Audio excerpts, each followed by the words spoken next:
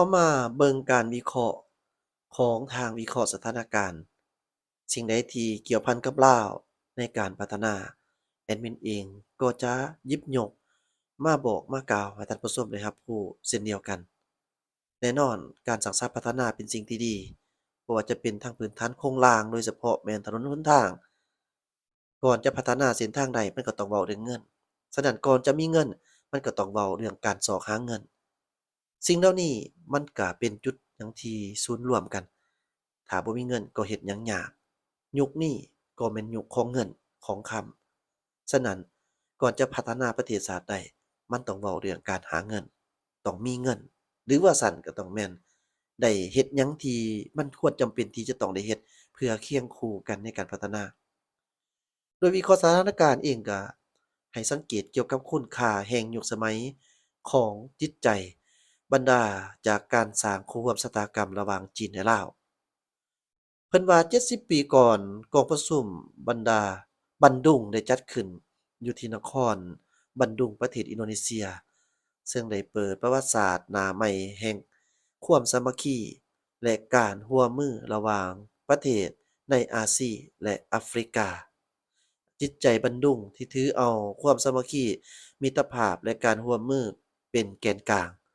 บ่เพียงแต่ได้เปิดพื้นที่แห่งการพัฒนาอย่างเป็นเอกราชและก็เป็นเจ้าตนเองให้แก่ประเทศกำลังพัฒนาในยุคสมัยใหม่เท่านั้นหากยังได้สนองความคิดที่สำคัญให้แก่การร่วมมือหลายฝ่าย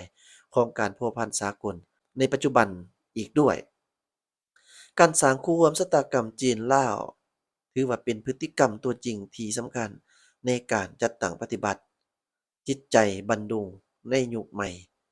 ซึ่งมีคุณค่าทางประวัติศาสตร์และสมัยใหม่จีนและลาวมีสายผู้และแม่น้ำติดจอดกันจากการพัวพันคู่ร่วมยุทธศาสตร์รอบด้านถึงคู่ร่วมชะตากรรมที่มั่นคงขนงแก่น ล้วนแต่ได้สืบทอดมาจากจิตใจบันดุงอย่างเสมอต้นเสมอปลาย ปี2017สองประเทศได้กำหนดเป้าหมายยุทธศาสตร์ในการสร้างคู่ร่วมชะตากรรม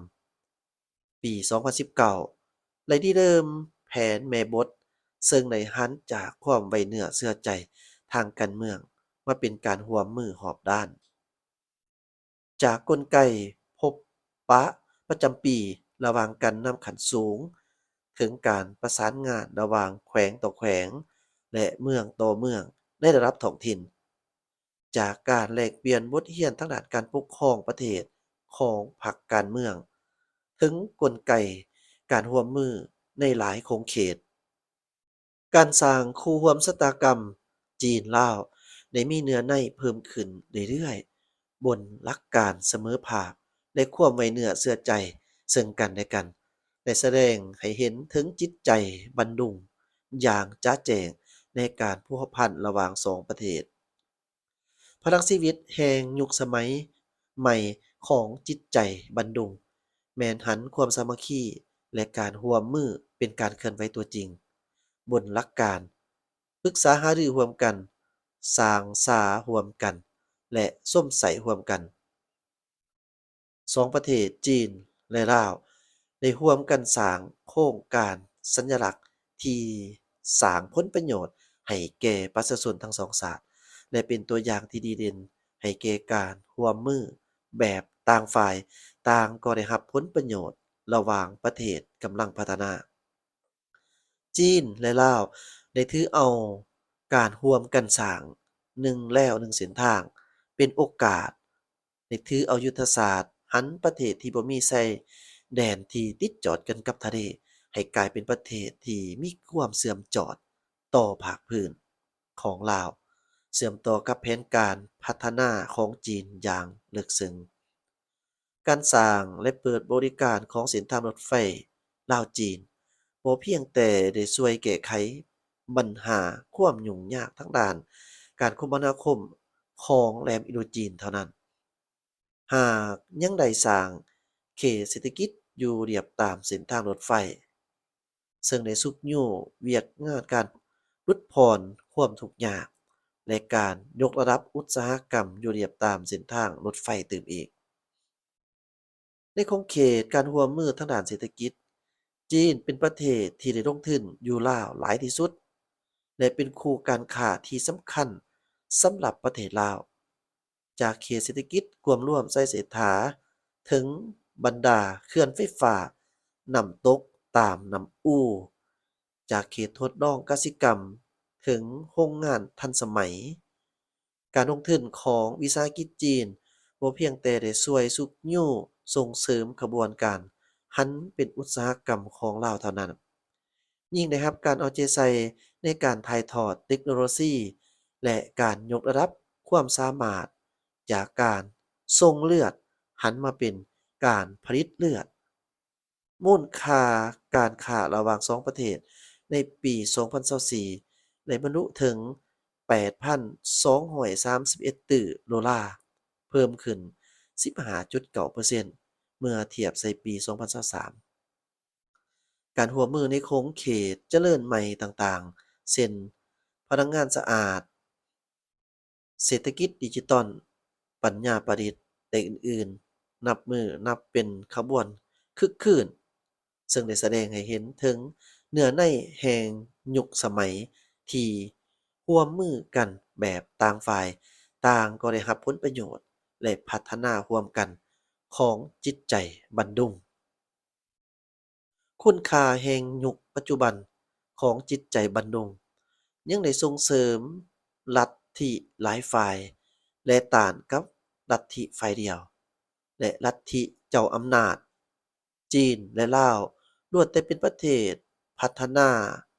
สองประเทศได้ประสานงานกันอย่างแน่นแฟ้นและสุกอยู่การร่วมมือในภาคพื้นในหลายขอบเขตเช่นกลไกการร่วมมือจีนอาเซียน กลไกการร่วมมือแม่น้ำล่านช้าง แม่น้ำโขงและกลไกการร่วมมืออนุภาคพื้นแม่น้ำโขงเป็นต้นสองประเทศได้ร่วมกันจัดตั้งปฏิบัติข้อริเริ่มว่าด้วยการพัฒนาทั่วโลกและข้อริเริ่มว่าด้วยความมั่นคงทั่วโลก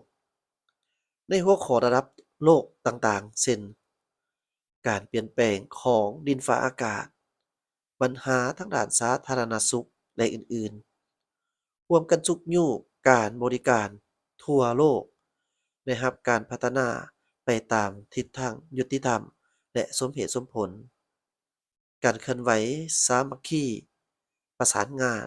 และรับภาระหน้าที่ร่วมกัน แบบนี้แม่นเป็นการเสริมขยายจิตใจบัดดลที่ว่าประเทศในอาซีและแอฟริกาสร้างความเข้มแข็งด้วยตนเองร่วมกัน นับตั้งแต่กองประชุมบันดุงในปี1955พัฒนามาถึงการลงลึก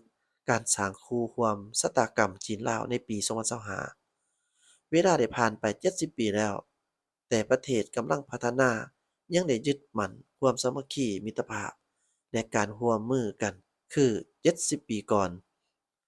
ลาวมีคำสุภาษิตว่าไหมลำเดียวล้อมหัวบ่ควายไผบ่พร้อมแปลงบ้านบ่เฮืองจีนก็มีคำสุภาษิตว่าอ้ายน้องเป็นจิตหนึ่งใจเดียวกันจะผ่านฝ่าความยุ่งยากลำบากทุกประการใดคุณค่าแห่งยุคปัจจุบันของจิตใจบันดุงก็ได้เน้นใส่ความชะตากรรม มีแต่ยึดมั่นเสมอภาพและร่วมมือกันก้าวไปหน้าจึงจะสามารถเฮ็ดให้ประเทศเขตโลกใต้สามารถโต้ร่วมกำลังวังชาอันเข้มแข็ง